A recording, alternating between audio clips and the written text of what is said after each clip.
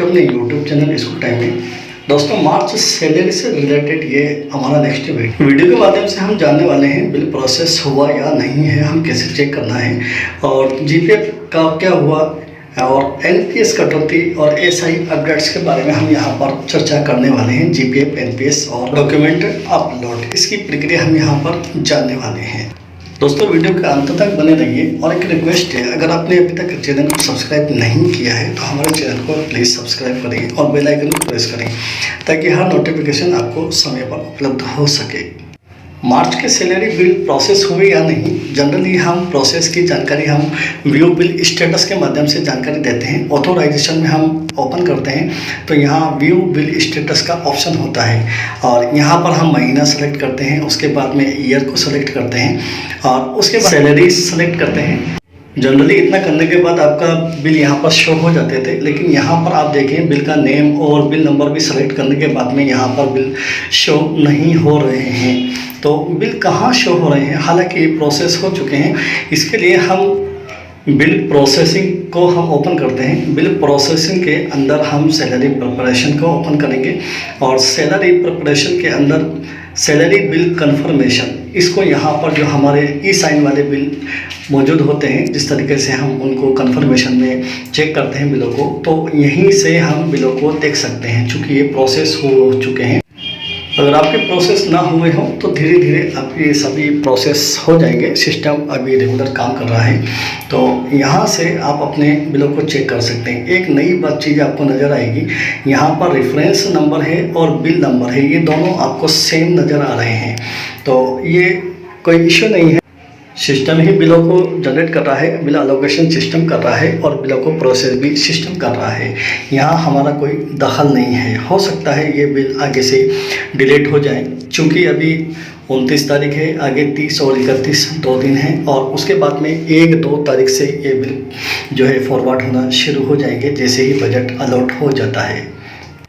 यहाँ हमें करना क्या है, बिलों को चेक कर लेना है। ये हमारे जो बिल हैं, हमारे अनुसार जो हमने कटौतियाँ की है और जो हमने अपडेट्स किए हैं वो हुए या नहीं, इसके लिए हमें यहाँ से ई साइन रिपोर्ट को डाउनलोड कर लेना है। यहाँ से हम रिपोर्ट को डाउनलोड करके एक एक बिलों को हम चेक कर सकते हैं। तो जिस तरीके से हम पहले ई साइन रिपोर्ट्स को चेक करते आए हैं, वैसे ही हम यहाँ से अपनी रिपोर्ट्स को डाउनलोड कर लें और डाउनलोड करने के बाद में आउटर, इनर और शूडर्स को हम चेक करें। यहाँ पर मेरी आउटर है और ये आउटर के अंदर यहाँ आप देखें बिल नंबर वही है, रेफरेंस नंबर जो बिल का है वही यहाँ बिल नंबर है और बिल की डेट पर आप गौर करेंगे तो यहाँ पर 1/4/2022 है।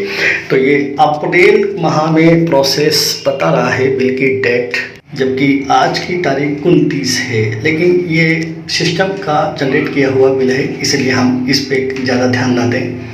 बिल की डिडक्शंस को हम चेक करते हैं। आउटर के ऊपर यहाँ पे डिडक्शन का नेम है, यहाँ पे देखिए आप, इनकम टैक्स है, LIC है, GPF है और SIP है, SIL लोन है और SI इंटरेस्ट है और RGH जैसे एक बिल का मैंने आपको दिखाया।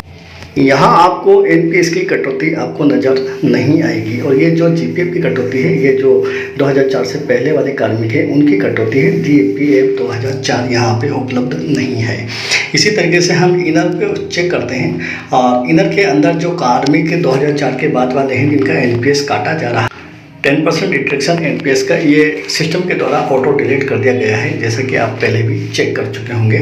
तो यहाँ से ये ऑटो डिलीट और ये डिडक्शन डिलीट जो हुई है वो प्रोविशन काल वालों की भी हो चुकी है। NPS यानी जितने भी कार्मिक के सभी की 10% डिडक्शन जो थी वो सभी कार्मिकों की हट चुकी है। और जो कार्मिक GPF के थे वो जो ओल्ड पेंशन वाले जो 2004 से पहले के कार्मिक हैं उनके लिए कोई चेंजेस नहीं है, सिर्फ ये NPS वालों के लिए ही चेंजेस है। एक महत्वपूर्ण चीज़ हमें देखनी है, जिनकी SI डिडक्शन हमने शुरू की है उनकी SI डिडक्शन जिन्होंने फर्दर किया है, फर्स्ट कॉन्टैक्ट किया है, तो उनको हम ज़रूर चेक कर लें कि ये बिल के अंदर वो राशि शो हो रही है या नहीं हो रही है जो हमने अपडेट्स किए हैं, जो चेंजेस किए हैं। इसी तरीके से जो टैक्स वगैरह हैं, उनके जो चेंजेस हमने टैक्स के अंदर किया है वो भी हम यहाँ पर चेक कर लें।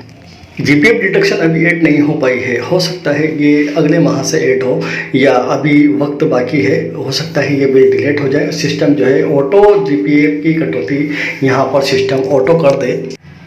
इसलिए हम वेट करें, कोई अपनी तरफ से ऐड करने की कोशिश ना करें। जब तक कोई आदेश हमारे पास उपलब्ध नहीं होता है तब तक वेट करें। और जो शेड्यूल्स हैं उनको भी हम एक बार ज़रूर चेक कर लें। आप देखेंगे कि शेड्यूल्स के अंदर जो एनपीएस की शेड्यूल्स होती थी वो यहाँ पर अब मौजूद नहीं है। तो सभी बिल्स प्रोसेस हो चुके हैं। अगर आपके नहीं हुए हैं तो वेट करें, प्रोसेस हो जाएंगे और आप इसकी ई-साइन रिपोर्ट को चेक कर लें एक बार। अब डॉक्यूमेंट्स अपलोड से रिलेटेड बात करते हैं। तो जहां से हम डॉक्यूमेंट अपलोड करते हैं, ऑथोराइजेशन में ये ऑप्शन है डॉक्यूमेंट अपलोड का। इस डॉक्यूमेंट अपलोड के ऑप्शन को हम ओपन करते हैं। ईयर मंथ तो ऑलरेडी मौजूद होता है। यहाँ से हमें सिर्फ सैलरी को सेलेक्ट करना है। अगर सैलरी बिल है तो सैलरी को ही सिलेक्ट करेंगे। उसके बाद में हम ग्रुप को सेलेक्ट करें, ग्रुप नेम को, और उसके बाद में यहाँ से बिल नंबर को हम सेलेक्ट करते हैं। ये रिफ्रेश नंबर ही यहाँ इस वक्त बिल नंबर है। और यहाँ आप देखें सबसे पहले अपलोड अपॉइंटमेंट लेटर है, अगर किसी का फर्स्ट पोस्टिंग है तो उसके लिए है। अपलोड एलपीसी, अगर कोई कार्मिक ट्रांसफ़र होकर के आता है तो उसके एलपीसी को यहाँ पर अपलोड करना होता है। अपलोड आरओपी डिडक्शन, जो ये आरओपी करते हैं, रिकवरी ऑफ पेमेंट, पेमेंट के माध्यम से जो रिकवरी होती है, अगर वो रिकवरी आपने की है तो रिलेटेड डॉक्यूमेंट अपलोड करें। और यहाँ पर upload GPF first deduction form. ये ओल्ड प्रोसेस ऑफलाइन हुआ करता था। जब वो जीपीएफ कार्मिक जब फर्स्ट ज्वाइनिंग किया करते थे तो उनका जीपीएफ फर्स्ट डिडक्शन जो होती थी तो उनको अप्लाई फॉर्म भरना होता था। जिस तरीके से एसआई फर्स्ट डिक्लेरेशन करते हैं ऐसे ही जीपीएफ का फर्स्ट डिक्लेरेशन फॉर्म वो होता था। तो हो सकता है ये ऑनलाइन एसएसओ के माध्यम से एसआईपीएफ पोर्टल पे हमें भरवाया जा सकता है 2004 के बाद वाले कार्मिकों को। यहाँ पर एसआई फर्स्ट डिक्लेरेशन के लिए भी यही प्रोसेस है। जो कार्मिक एसआई फर्स्ट डिक्लेरेशन कर चुके हैं उनको यहाँ से हमें सेलेक्ट करना होगा और उन्होंने जो एसआई फर्स्ट डिक्लेरेशन जो किया है उसकी पीडीएफ को हमें यहाँ पर अपलोड करना होगा डीडीओ के सिग्नेचर के साथ में।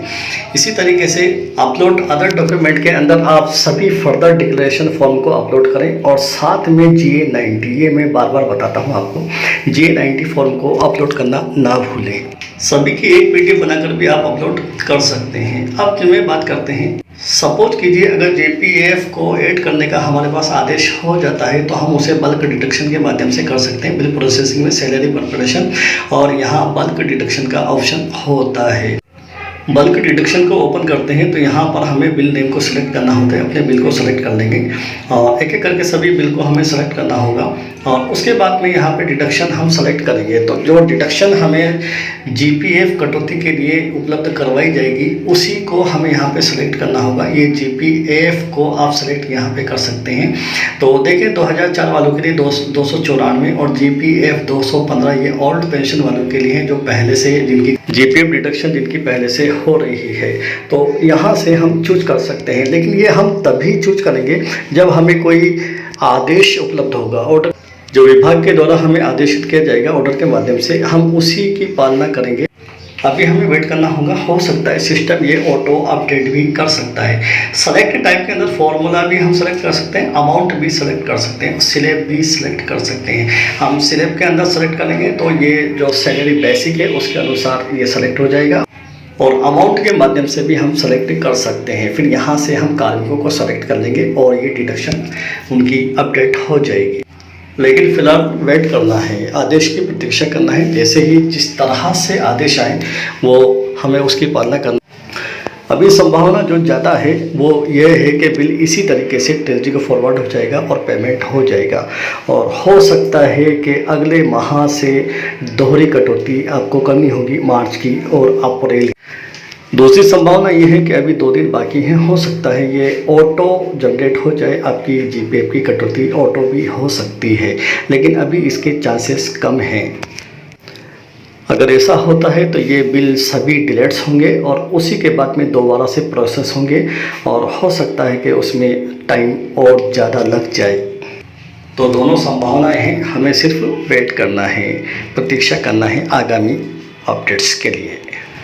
और जैसे ही कोई आगामी अपडेट्स आता है हम तुरंत आपको उपलब्ध कराने की कोशिश करेंगे। धन्यवाद। तो बने रहिए हमारे साथ। चैनल को लाइक कीजिए, सब्सक्राइब कीजिए और वीडियो को शेयर कीजिए, ज़्यादा से ज़्यादा शेयर कीजिए। धन्यवाद।